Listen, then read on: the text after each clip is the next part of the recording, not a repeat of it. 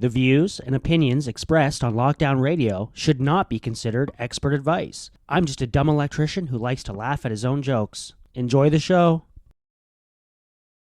Hello, everyone. Welcome to Lockdown Radio. Today is Saturday, April 17th. Today was a good day down at the Peterborough lockdown protest. It was the biggest crowd yet, probably 400 plus, including a march past, down George Street and all the way back up Water Street with the police supporting it. It was incredible. So, yeah, it was a really great day there. Got lots of good interviews today. But before we get to them, I want to play this short clip first.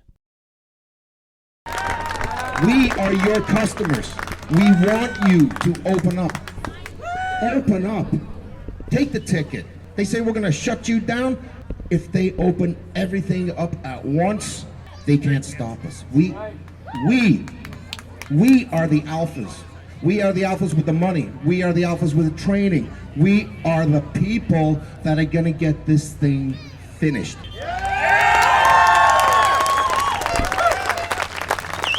And these men that died so we could do this, they'll be happy that their grandchildren, their great-grandchildren stood up like they stood up.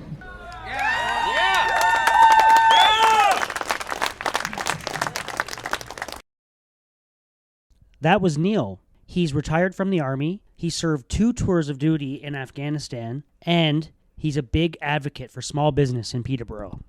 Now, let's get to this week's interviews. First up, I'd like you to hear one of the funnest interviews I've done yet. This is Jerry, a retired chemistry teacher, and his friend Maureen. But yeah, so what's your name, sir? I'm Jerry. Jerry, nice to meet you. Is this your wife, Jerry? No, this is just a friend. Oh, well, hi there. How are you? Good, thanks. What's your name? Maureen. Maureen, nice to meet you, Maureen. And Jerry, so what brings you guys down here today? Because of the degradation of our rights and freedoms in Canada. Oh, 100%. They're gone. It's almost unrecognizable now. If you think back to a year and a half ago, Yep. when everybody, the biggest concern was who was going to win the hockey game or, whatever other trivial type things. Now we have way more to worry about, don't we? Much more. I have lived through a polio epidemic. Oh, okay. And guess what? They quarantined the house. Not the block, not the city, nothing else but the house. Yes, and wouldn't you say polio is a little more severe than COVID? There's no comparison. You get into an iron lung, you die. Yeah, absolutely. And why isn't the government insisting that we boost our immune systems instead of lockdown? Instead, take the vitamin D, take the vitamin C, take the zinc, and there's 3 medications out there that work, that are cheap. Yes. And they will not do them. The pharmaceutical industry, I think, is burying all of that information. It's out there. You have to look. Yeah, I know, and I found it too, but you have to actually look a little bit. It's not going to just come up for you. No.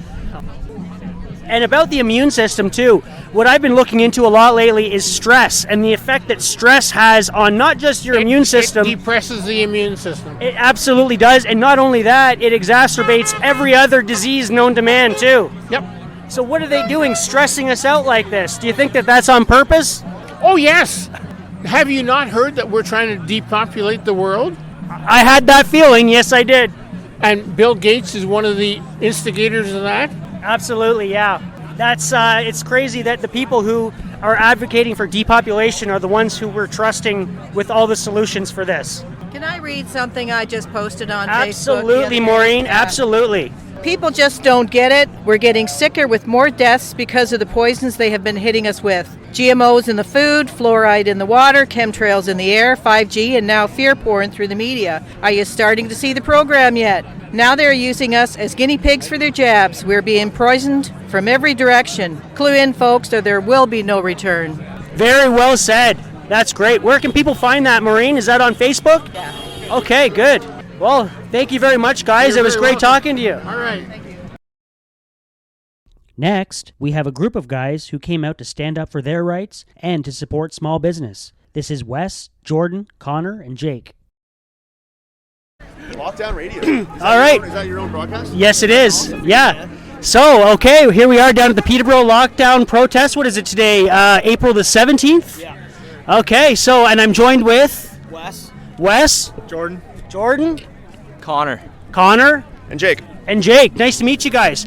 So what brings you down here? You guys local from Peterborough? Yeah, man, local from Peterborough. Yeah, not that I care if you're traveling from out of town. I really don't. Local, actually, a small business owner here in town. Oh, are you? Yep, here standing for our rights and our futures. Oh, so what do you do? What's your business? Landscaping. Yep. Nice, that's awesome. But you know what? Entrepreneurs, small business owners all need to stand up for other small business owners. Agreed. We are all essential. 100%. Yeah, so what do you guys think of the most recent announcements by Doug Ford? Garbage, man. It's garbage. I agree. It's garbage. Yeah. It's against our civil rights, man, and freedoms. It's not right. Yeah. Doug Ford's power hungry. Yeah, Oh, I agree with that 100%. I'm not sure who deems which business is essential or why they seem to think they can do so, but we are all essential. Our families are, our community. Anyone relying on that job is essential, and go to work, open up, don't feel bad about it. Oh, Yep. yeah, 100%. I heard there's a barber shop in town. I only just heard about that last week. I want to get in there for a haircut and maybe see if I can do an interview. Have you guys been in there at all? Or? No, I have. Just on Monday. You did on Monday? Before it closed. Really? Nice. That's awesome. Right on. Yeah, but the whole thing about like them choosing what's essential and what's not, that is absolute garbage in my absolute like. garbage. Oh, man. If you need something, if you need to buy socks and underwear right now, then that is essential. How are clothes not essential, but alcohol is? It makes no sense, The man. LCBO has not closed, hasn't shortened their hours by anything. So how is the LCBO? They're still selling booze and weed, but we can't go buy socks. Like, Yeah, this is our gangster government that controls gambling, cigarettes, alcohol, right. and now weed. That's right. You know, there's our moral authority right there. Yeah, they're trying to turn us all into reliant on them. They're actually indebt us and enslave us. Yeah.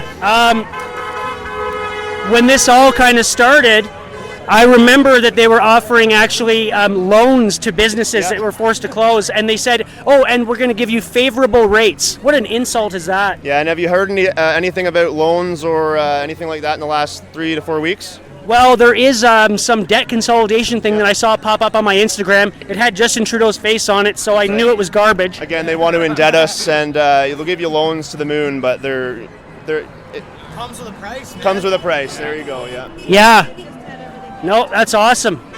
Well, good luck to you guys, and good luck with your business. Thank and you, sir. Thanks a lot for doing this. Yeah, All you're right. welcome, man. So this is called Lockdown Radio, and you can find it on YouTube. Okay. Just type in Lockdown. That's the name of the channel. Awesome. Thanks for your Okay. support. Yeah. Thank you. Take care. All right. Hello, and I am now joined with. Jean-François. Say again. I'm sorry. Jean-François. Jean-François. Nice to meet you, Jean-François. What brings you down here today? Just, I'm not a big fan of everything that's going on with the government and lockdowns. The numbers don't add up with what the government's narratives are pushing. So it's time to stand up to this BS. I agree. I couldn't agree more, especially with what you said about the numbers not adding up. I started tallying up the number of positive cases that they've reported over the past year, and it's a lot more than the number of people who even live in Ontario. So how is that possible? Are we... Whoops. What I meant to say was that there's been more people tested in Ontario, that far more than the number of people in Ontario. So what I really mean is, who are all these people who are getting tested?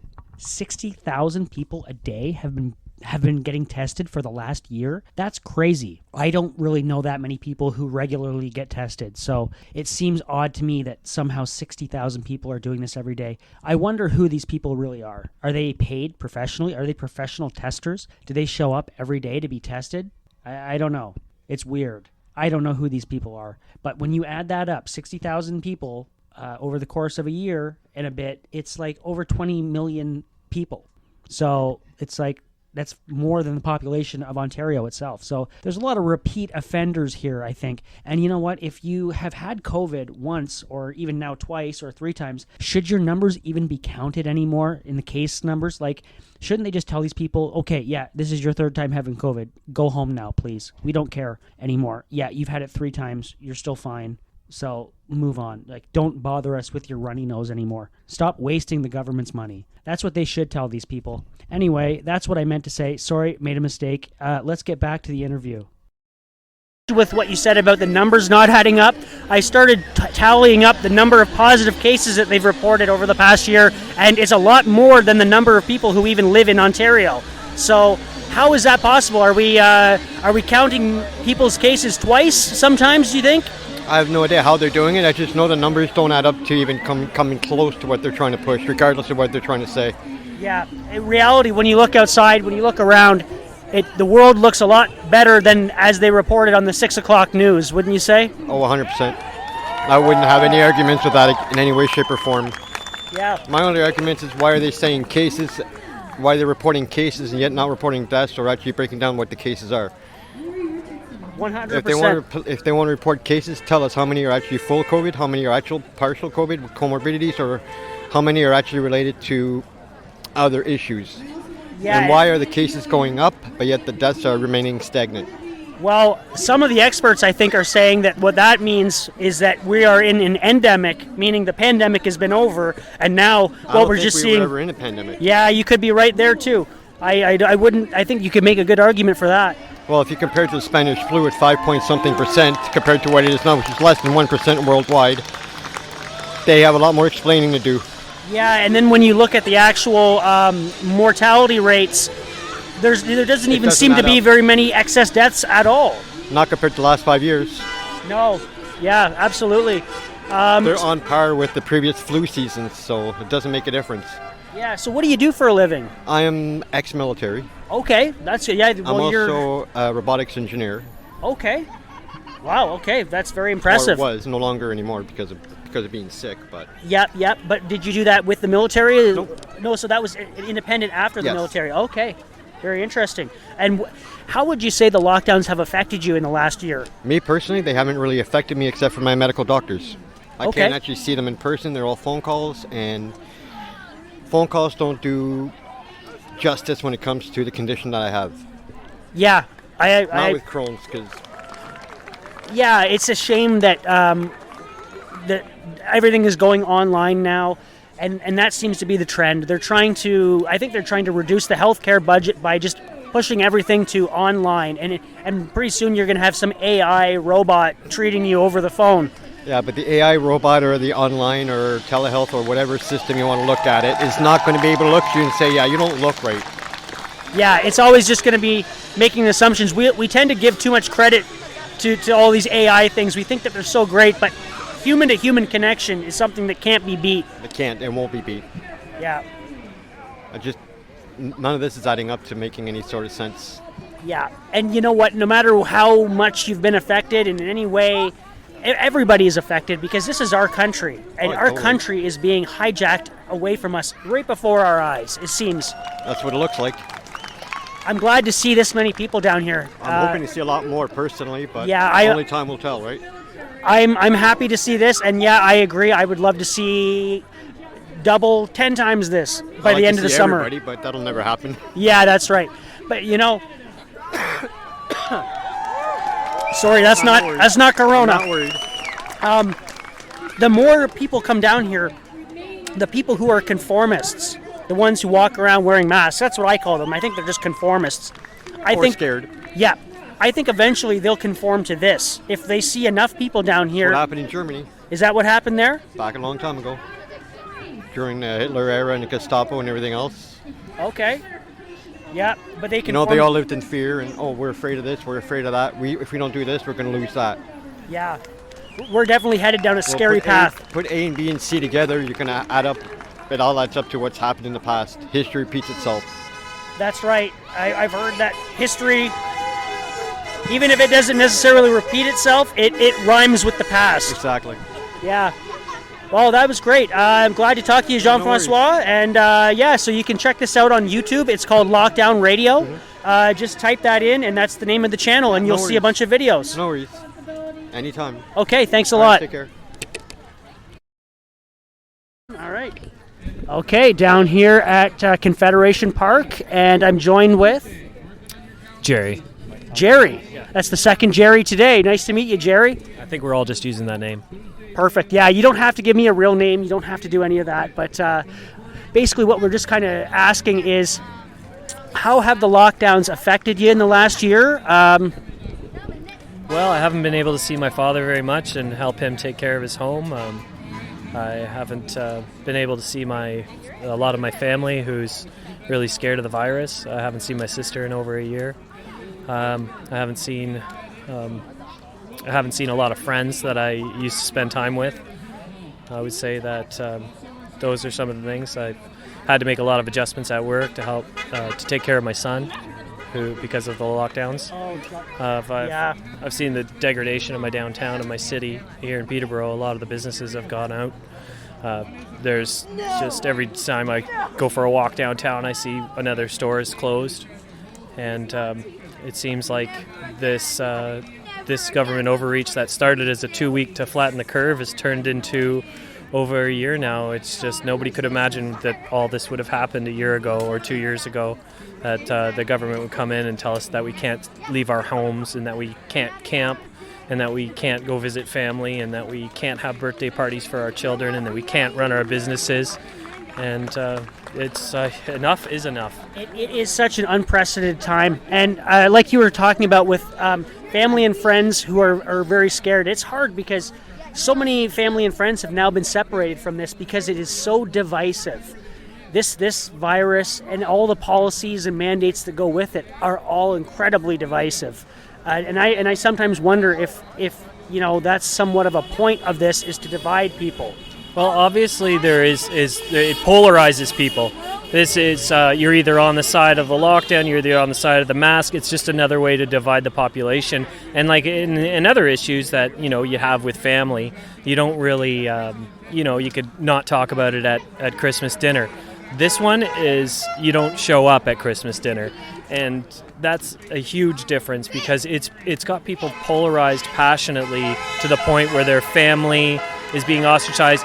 There's even been public health initiatives that said you should lock your children in a room if they're being quarantined and not have contact with them. That's sickening. That type of thing is absolutely sickening. And just the effects of this psychologically on kids is just unfathomable. It has to end. Like, people need to just say no. Enough is enough is the perfect thing to say. Well, I really recommend to people that they go out, they find a good church as a way for their children to have a social outlet, and as a way to also have a good community, and as a way to connect with our Creator, because ultimately this is a spiritual battle. It is a battle against good and evil, and we have to stand up for our rights here, and if we don't, they'll be gone. And once they're gone, they're going to be very hard to get back. Very well said, Jerry. And like an expression that I've heard recently is, if you don't believe in something, then you'll believe anything. That's right. Absolutely. Thank you so much. Thank you, Jerry. You can check this out on YouTube. It's called Lockdown Radio. Thanks again. Thank you. Okay. All right. Here we are down here in Confederation Park in Peterborough. And I'm joined with Gabriel and Dave, nice to meet you guys. So what brings you down here today? supporting small businesses. Yeah, supporting this anti-lockdown protest and trying to get this stuff to end because it's crazy. Yeah, it is crazy. Our community. It's crazy how the longer this goes, the virus should be gone by now, and yet the restrictions are getting more and more. Well, China hasn't had a lockdown in like a few months now, since like September or something. They stopped their lockdown. It's not, I don't know if exactly September, but a while back they stopped their lockdown way before. They're not locked down in China right now. Yeah, they're maybe following a different political structure than we are. Well, it's communism. It's because the lockdowns was their idea. Xi Jinping went on a tour around the world right when this broke out, talking to world leaders, saying, "This is what you should do. This is what you should do." They wanted us to do it to sabotage our own economies. Yeah, no, that's a definite theory. So I heard you guys say that you got a ticket last week. Did you guys both get tickets? Yeah. We both got fined on our walk home from the protest. We got 3 blocks away from the protest, and the cops basically singled us right out, zipped over from the side of the road, got out of the vehicle, and ticketed us then and there.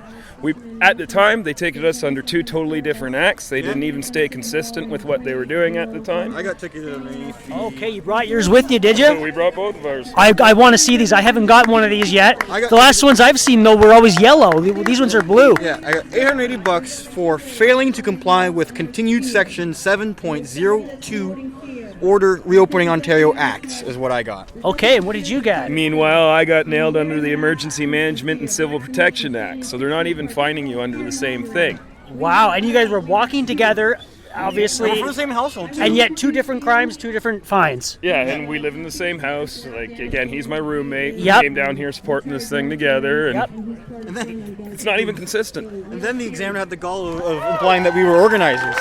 Because in the examiner report, they said the 5 people who got ticketed that's last Saturday were all organizers. Which And neither one of us are. We showed up at random just to support small business. we didn't even know the protest was going on last Saturday. We just showed up on a whim, and it happened to be going on. So what's the next step then to deal with these fines? We're going to fight them. Yeah, fight them. Fight them? How are you going to do that? Well, take it to court, obviously. Is there an option on the back to do that? yeah, you have 3 options. They tell you they either plead guilty with a reason, which is like will let you lessen your fine, or fight it, which is what we're going to do. Okay, great. Then you're going to represent yourself? I'm not a legal expert. We're not sure yet. We don't know how it'll all go. Personally, I'm going to see how many I can rack up. Okay. The way they want us to do is just to mail it in. Well, those fines, they look like they were printed on pretty soft piece of paper, so I think you guys will probably be okay. Yeah, $880 for being outside. That's how much it costs in Canada these days, eh? That's pretty sad. Well, thanks a lot, guys. Nice talking to you. Pleasure. Hey, welcome back. Best of luck to Gabriel and Dave. I'm sure they'll be successful fighting those fines. They're out here for the right reasons, doing the right thing. How about Jerry number 2? He made some really good points about how this is affecting families. Finally, these next 2 interviews were done during the march down George Street and back up Water. Enjoy. All right, so here we are marching now up Water Street. This is excellent, and I'm joined with Cheryl Emery. Cheryl Emery, nice to meet you. So what brings you out to this lockdown protest? Well, I'm really tired about what's happening, the freedoms that we're losing, how much more the Ford government's stepping up, and why he's doing it to get people vaccinated with a vaccine that is not even FDA approved, that's still in trial, that is causing a lot more deaths and a lot more adverse reactions that they're ever telling the public, and it's got to stop. I couldn't agree with you more, and I really agree with what you say about the fact that these lockdowns are a way of getting people to just give up and break them down and just say, I just want to get the vaccine and be done with it. He had said that he will do whatever it takes to get people vaccinated, and this is one of them. We got to keep up because the cops are going to... It's to keep us, break our spirits. Break our spirits and keep us submissive. Yeah. And afraid, and we're not afraid.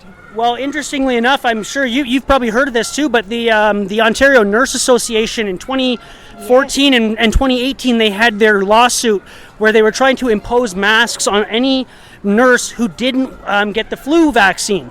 So when I heard about that originally, back when this kind of first started, I got thinking, is that what we're doing right now? Are we punishing people with masks and lockdowns? Absolutely, and the 6 feet apart. They know that even with satellite imaging, that they cannot pinpoint you if you're in a group. If you're 6 feet apart, they know where you are. Wow, that's interesting to know. And also with the 6 feet, Yeah. No, our heart radiates 6 feet, at least 6 feet, the energy and frequency from our hearts. They don't want our hearts getting together, us congregating. They're trying to eliminate human contact. They're trying to really divide everybody, aren't they? There's no debate. It's all one way. They're not debating with the experts. They're just doing it their way.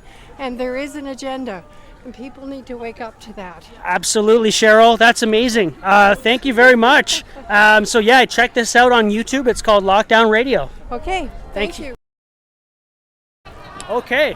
So here we are now. We're marching down George Street in Peterborough, downtown. There seems to be, the crowd has gotten even bigger now.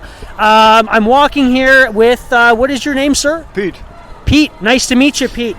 Now, you were talking earlier about how you moved to this country from somewhere else. Where did you come from originally? I came from Holland in 1968, so that makes me a first-generation immigrant. And a couple days ago, I'm on the internet. I see this horrendous break-in in this barber shop that's been mandated by our governments somehow, and I was ashamed like here I am, a first generation immigrant. The place I wanted to be because there's freedom. Yeah. And I saw a blatant lack of freedom. It seems to me no surprise that when people immigrate to a country, they quite often become entrepreneurs themselves because they have that streak of freedom, don't they? I am absolutely amazed, Mike. You look up ahead and you see all these people demonstrating, and it makes my heart grow. I wasn't sure what I was going to see here today after the most recent announcements in the last few days. I'm glad to see that the fear campaign it's not effective anymore. I think people are rejecting it. What do you think, Pete? I think you're right, Mike. There's a groundswell of support. This support is real. There's no fake about anything that's happening here today. Yeah, this is grassroots right here. Absolutely. Yeah. Well, that's awesome. Thank you very much, Pete. I appreciate that. And you can find this on YouTube. It's called Lockdown Radio. Well, thanks very much for doing that, Mike. Yeah, thank you. Okay, that's all for this week on Lockdown Radio. To finish the show this week, I'd like to go out with a song performed by the lovely and talented Wendy. As cruel as a grave, shame is a robber, and he's come to take my name. Oh, love is my redeemer, lifting me up from the ground. Love is the power, where my freedom song is found. There ain't no grave gonna hold my body down. There ain't no grave gonna hold my body down.